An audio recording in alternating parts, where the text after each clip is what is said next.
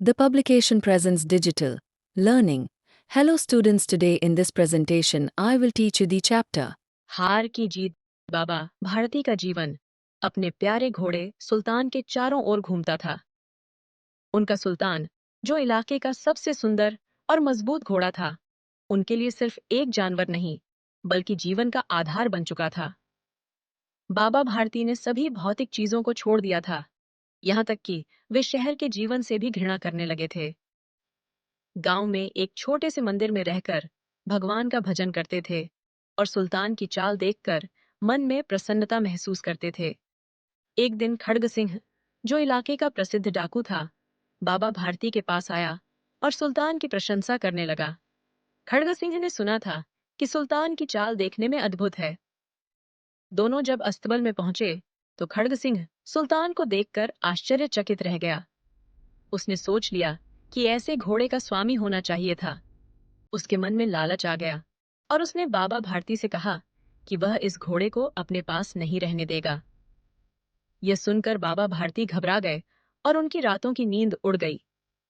अनेक दिनों तक खड़ग सिंह उनके दरवाजे पर नहीं आया, जिससे बाबा भारती ने थोड़ी राहत महसूस की। लेकिन एक शाम, जब बाबा सुल्तान पर सवार होकर घूम रहे थे, तभी एक अपाहिज व्यक्ति उनके पास आया और मदद मांगी। बाबा ने उसे घोड़े पर चढ़ा दिया, लेकिन अचानक उस अपाहिज ने घोड़े को दौड़ा दिया। यह अपाहिज दरअसल खड्ग सिंह था, जो घोड़े को चुरा ले जाना चाहता था।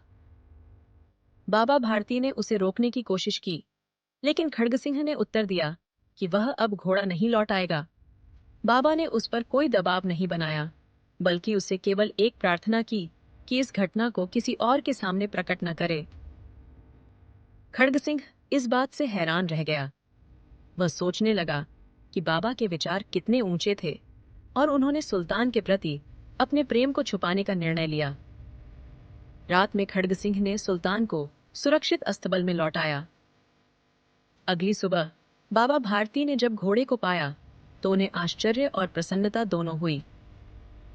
उन्होंने अपने प्यारे सुल्तान से मिलकर ऐसा महसूस किया जैसे वे अपने खोए हुए पुत्र से मिल रहे हों। उन्होंने मन में ठान लिया कि अब कोई दीन दुखी उनके दरवाजे से निराश नहीं जाएगा। बच्चों, इस कहानी से हमें यह सीख मिलती है कि सच्चाई और दया से बड़ा बुरा इंसान भी बदल सकता है। इसलिए हमेशा भलाई का रास्ता अपनाना चाहिए।